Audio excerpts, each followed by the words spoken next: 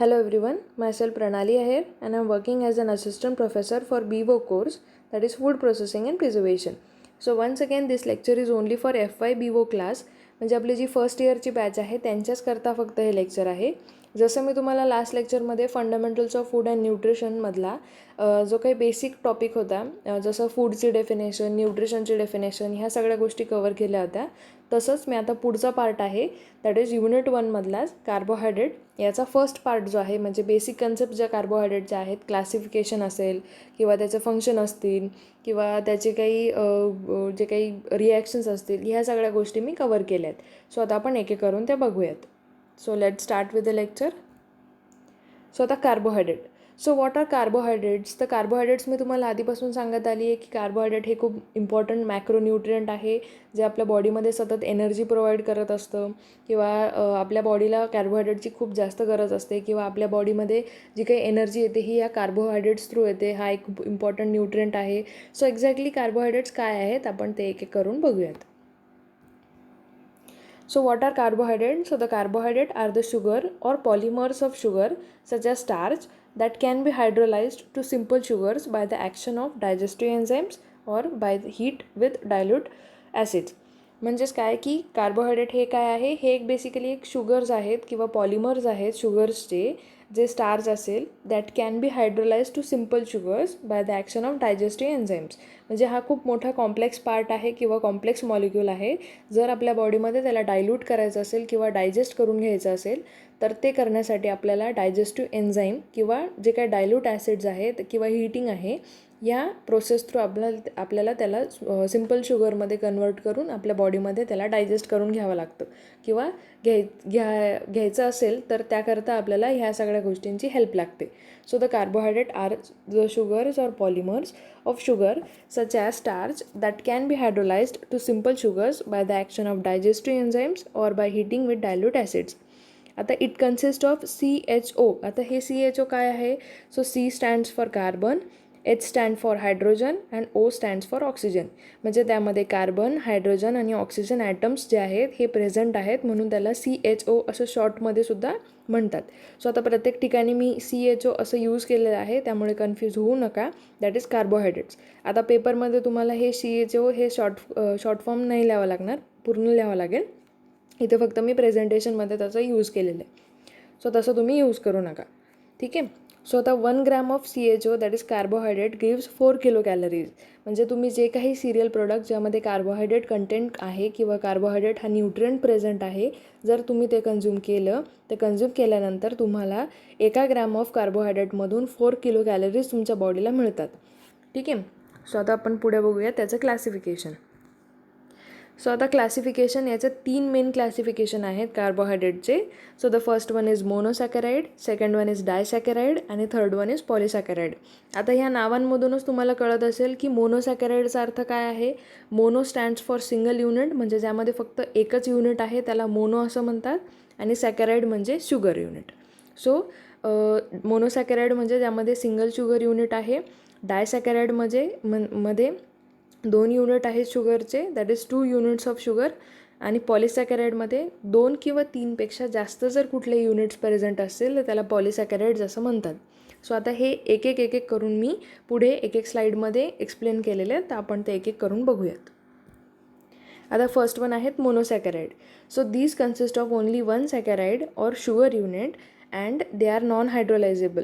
म्हणजेच काय की यामध्ये फक्त एकच शुगर युनिट आहे किंवा एकच सॅकराइड युनिट आहे, म्हणून याला मोनोसॅकराइड असं म्हणतात, आणि ते नॉन हायड्रोलायझेबल आहेत. त्यानंतर they include a series of aldehydes that is aldoses and ketones that is ketoses which are grouped according to the number of carbon atoms in the chain. म्हणजे त्यामध्ये अल्डिहाइड्स आहेत, म्हणजेच अल्डोजेस असं म्हणतात. त्यानंतर केटोन्स आहेत, दॅट इज केटोजेस असं म्हणतात, आणि त्यांच्या कार्बन ॲटमच्या चेननुसार किंवा त्या सिरीजनुसार त्यांना चेनिंग केलेली आहे त्यांची. त्यानंतर glucose is a central compound in the catabolism and synthesis of carbohydrate and it is in the form which carbohydrate is supplied to the cell from the body fluids. म्हणजे ग्लुकोज हा एकमेव असा सेंट्रल कंपाऊंड आहे ज्याचा कॅटाबॉलिझममध्ये involve आहे तो. त्यानंतर कार्बोहायड्रेटचं सगळं सिंथेसिसमध्ये इन्व्हॉल्व आहे, आणि जे काही बॉडी फ्लुइडमध्ये जे काही ग्लुकोज प्रेझेंट आहे ते सेलमध्ये सप्लाय होण्याकरता ग्लुकोज हे मदत करतं किंवा ग्लुकोज हा कंपाऊंड सगळीकडे सगळ्या सेलमध्ये सप्लाय होत असतो. आता हे झालं मोनोसॅकराइड. आता आपण पुढे बघूया डायसॅकराइड. So it includes sugars containing 2 monosaccharide units which are joined together through a hydroxyl group of each sugar with loss of 1 molecule of water. म्हणजेच काय की डायसॅकराइडमध्ये आता नावातच कळते की यामध्ये 2 मोनोसॅकराइड युनिट्स आहेत आणि एक जो हायड्रॉक्सिल ग्रुप थ्रू त्यांचं बॉन्डिंग झालेलं आहे किंवा जॉईन झालेले आहेत आणि त्यामध्ये एक वॉटर मॉलिक्यूल लॉस होते. सो आता हे मोस्ट कॉमन डायसॅकराइड कुठले आहेत? So the most common disaccharides are sucrose, that is cane sugar, म्हणजे आपण जो ऊस आहे ऊसापासून जी शुगर तयार करतो दॅट इज आपली जी साखर आहे त्याला सुक्रोज असं म्हणतात, ती सुक्रोज शुगर आहे. त्यानंतर सेकंड वन आहे लॅक्टोज शुगर, म्हणजे आपली जी दुधामध्ये सापडते साखर दॅट इज मिल्क शुगर, तर त्याला लॅक्टोज असं म्हणतात. आणि third one is maltose sugar, that is ती माल्ट शुगर आहे.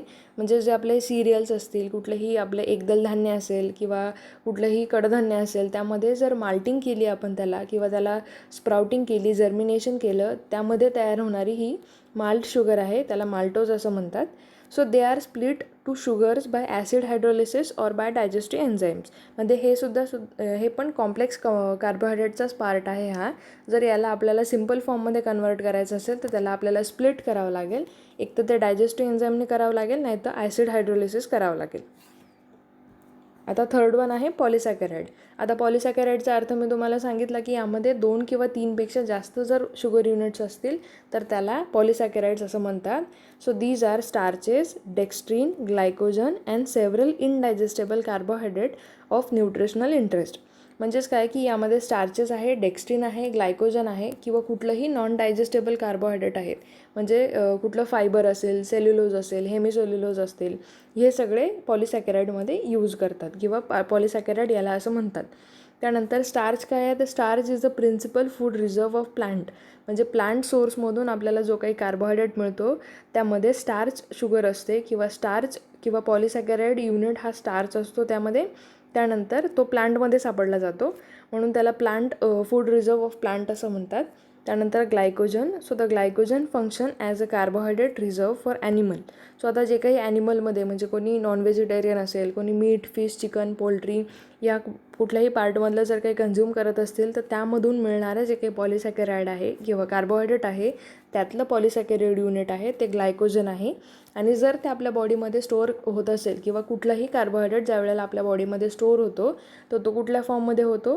ग्लायकोजन या फॉर्ममध्ये होतो आणि ते लिव्हर आणि मसलमध्ये ह्युमन बॉडीमध्ये स्टोअर होतं. म्हणजे जर नॉनव्हेज वगैरे कुठलाही तुम्ही ॲटम खात असाल किंवा नॉन व्हेजिटेरियन असाल तर त्यामध्ये लिव्हर आणि मसलमधून तुम्हाला सगळ्यात जास्त ग्लायकोजनचं किंवा सगळ्यात जास्त एनर्जी ही तिथून मिळते, कारण ग्लायकोजन हे लिव्हर आणि मसलमध्ये स्टोअर होतं. सो आता आपण फंक्शन्स बघूया कार्बोहायड्रेटचे काय आहेत ते. So the functions of carbohydrate. आता तुम्ही इथं फोटोमध्ये बघू शकता की ओट्स दिसत आहेत, नंतर ज्वारी दिसते, अख्खे काहीतरी डाळी दिसत आहेत, मका दिसतोय. हे सगळे कार्बोहायड्रेट्स आहेत. यातून आपल्याला कार्बोहायड्रेटचा सोर्स मिळतो. हा सिरियल आणि पल्सेसचा ग्रुप आहे जो इथं तुम्ही फोटोमध्ये बघू शकतात. सो आता फंक्शन्स काय आहेत? So they R the most abundant dietary source of energy for all organisms. म्हणजेच काय की सगळ्या ऑर्गॅनिझमला जो काही डायटरी सोर्स ऑफ एनर्जी आहे, सगळ्यात मेन एनर्जी आपल्याला कुठून मिळते तर ती कार्बोहायड्रेटमधून मिळते. मी तुम्हाला आधीच्या स्लाईड्समध्ये पण सांगितलं होतं की 1 gram of carbohydrate gives 4 kilo calories. म्हणजे हा सगळ्यात जास्त मोस्ट अबंडंट सोर्स आहे एनर्जीचा. त्यानंतर it participates in biological transport, that is cell recognition, नंतर activation of growth factors, then modulation of immune system. म्हणजे जे काही बायोलॉजिकल ट्रान्सपोर्ट सिस्टम्स आहेत किंवा सेलचं रेकग्निशन आहे, त्यानंतर ग्रोथ फॅक्टर्स जे आपल्या बॉडीमध्ये आहेत त्याचं ॲक्टिवेशन जर करायचं असेल किंवा इम्युन सिस्टीममध्ये जर काही मॉड्युलेशन करायचं असेल तर त्या सगळ्या गोष्टींनासुद्धा एनर्जीची गरज पडते. आणि ती कुठून मिळते तर ह्या कार्बोहायड्रेट्स थ्रू मिळते. त्यामुळे ह्या सगळ्या गोष्टीमध्ये ते कार्बोहायड्रेट पार्टिसिपेट करतं, म्हणून ते सुद्धा त्याचंच ते पण एक मेन फंक्शन आहे. त्यानंतर although the most absorbed glucose is use to make energy, some glucose is converted to ribose and deoxyribose which are essential building blocks of important macromolecules such as RNA, DNA, ATP. म्हणजे बरेचसे जे glucose आहे ते एनर्जीमध्ये conversion होऊन absorb होऊन जातं. पण काही प्रमाणात जे काही उरलेलं ग्लुकोज आहे ते रायबोज आणि डीऑक्सिरायबोजमध्ये कन्व्हर्ट होतं. आणि हे जे दोघं मॉलिक्युल्स आहेत हे बिल्डिंग ब्लॉक्स आहेत. कुठल्या याचे? तर ते RNA, आपल्या बॉडीमध्ये जो RNA आहे, DNA आहे आणि ATP आहे, जी केमिकल एनर्जी आहे, जी आपली ATP that is adenosine triphosphate, ही जी एनर्जीमध्ये कन्व्हर्जन करायचं असेल तर ग्लुकोज ते काम करत असतं. म्हणजे ते बिल्डिंग ब्लॉक्स जे काही आहेत आपल्या बॉडीमधले मॅक्रोमॉलिक्युल्स म्हणजे DNA, RNA आणि ATP यामध्ये कन्व्हर्जन करण्यासाठी सुद्धा ग्लुकोजचं म्हणजेच कार्बोहायड्रेटचं युटिलायझेशन होत असतं. सो ते सुद्धा एक त्याचे मेन इम्पॉर्टंट फंक्शन आहे. पुढचं आहे, in any situation where there is not enough glucose to meet the body's needs, the glucose is synthesised from amino acids. Because there is no storage molecule of amino acid, this process requires the destruction of proteins that is primarily from muscle tissue. म्हणजेच काय की ज्या वेळेला आपण उपवास करत असतो किंवा स्टार्वेशनमध्ये असतो किंवा ज्या वेळेला आपल्या बॉडीमध्ये ग्लुकोजची जी काही नीड आहे किंवा जी काही बॉडीज नीड आहे ती जर पुरेपूर नसेल तर आपल्या बॉडीमध्ये जे काही प्रोटीन्स आहेत त्या प्रोटीन्सचं जे काही बिल्डिंग ब्लॉक्स आहेत म्हणजे कुठले अमायनो ॲसिड्स आहेत तर ह्या अमायनो ॲसिड्स थ्रू ते ग्लुकोज सिंथेसाइज होतं किंवा ग्लुकोजचं कन्व्हर्जन त्या अमायनो ॲसिड्स थ्रू होतं आणि मग आपल्या बॉडीला ते एनर्जी प्रोव्हाइड करत असतं. सो जर हे अमायनो ॲसिड्स आपल्याला हवे असतील तर त्यासाठी बॉडीमधले जे काही प्रोटीन्स आहेत त्यांना डिस्ट्रक्ट करावं लागेल. तर ते कुठून डिस्ट्रक्ट होतात? तर जे आपले मसलमध्ये प्रेझेंट असलेला मसल टिश्यूमध्ये प्रेझेंट असलेले जे प्रोटीन्स आहेत तिथून ते अमायनो ॲसिड्स डिस्ट्रक्ट होतात किंवा त्याचं कन्व्हर्जन ग्लुकोजमध्ये होतं आणि मग ग्लुकोज थ्रू आपल्या बॉडीला एनर्जी मिळते. पण हे केव्हा ह्या कुठल्या कंडिशनमध्ये होतं? ज्या वेळेला नॉर्मल स्टेजमधलं जे काही ग्लुकोजचं युटिलायझेशन आहे किंवा जी काही नीड आहे ती जर संपलेली असेल किंवा आपण स्टार्वेशन पिरियड म्हणजे उपवासाच्या पिरियडमध्ये असू त्यावेळेलाच हे सगळ्या गोष्टी कवर होतात. त्यानंतर पुढचं आहे, as blood glucose level rise the use of lipids as an energy source is inhibited. म्हणजेच काय की ज्या वेळेला आपल्या बॉडीमध्ये ग्लुकोज लेवल इन्क्रीज होते त्यावेळेची ही सिच्युएशन आहे. सो त्यावेळेला लिपिड्स जे आपल्या बॉडीमध्ये स्टोअर आहे त्यातूनसुद्धा आपल्याला एनर्जी मिळत असते. सो ती एनर्जी मिळणं बंद होतं किंवा इनिबिट होतं. Thus the glucose additionally has a fat sparing effect. म्हणजे ग्लुकोजमध्ये फॅट स्पेअरिंग इफेक्ट आहे म्हणून ही गोष्ट तिथे इनिबिट होते. This is because an increase in the blood glucose stimulates the release of hormone insulin, which tells the cells to use glucose instead of lipids to make energy.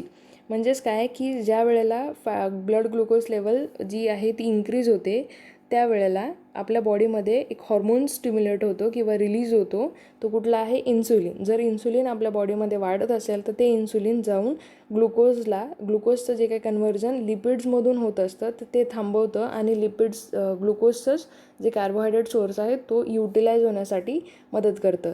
त्यामुळे काय होतं की आपल्या बॉडीमध्ये जर आपण त्यावेळेला ब्लड शुगर लेवल चेक केली तर आपले ग्लुकोज लेवल ही वाढलेली येते. सो ती वाढलेली येऊ नये याकरता आपण मग इन्सुलिनच्या बऱ्याचशा ज्या गोष्टी आहेत त्या घेतो किंवा डायबेटिक ज्या गोष्टी आहेत मेडिकेशन्स आहेत त्या घेतो.